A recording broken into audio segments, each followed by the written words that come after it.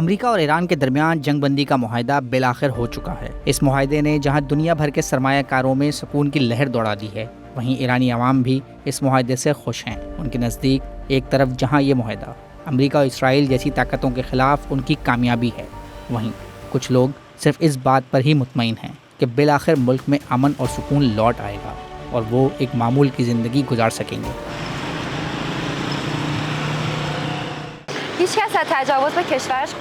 کوئی نہیں چاہتا کہ اس کے ملک پر حملہ کیا جائے یا جنگ یا شور اور لڑائی جھگڑا سب کے لیے ہی تکلیف کا باعث ہے۔ یقیناً یہ معاہدہ عوام کے حق میں ہے اور ہم بہت خوش ہیں کہ یہ ہوا۔ میں نہیں سمجھتی کہ ہمیں یہ کہنا چاہیے کہ یہ کسی ملک کی کامیابی ہے۔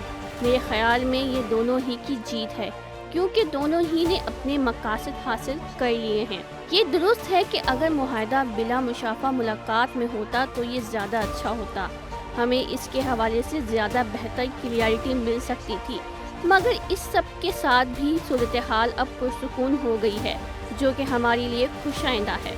هم که امضا شده یکم شرایط جو آروم شده، خب خیلی خوشحال کننده است.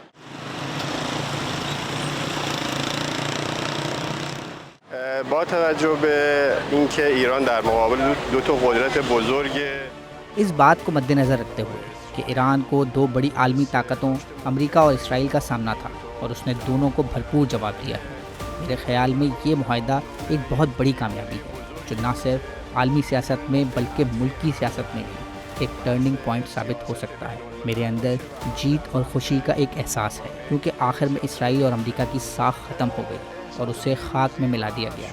انشاءاللہ ایسا لگتا ہے کہ آنے والے وقت میں ہمارے معاشی حالات بہتر ہو سکتے ہیں۔ آمریکا و اسرائیل رو در واقع به خاک مالیده شد. انشاءالله نوید شرایط اقتصادی بهتر رو به نظر میاد که در پیش داشته باشیم.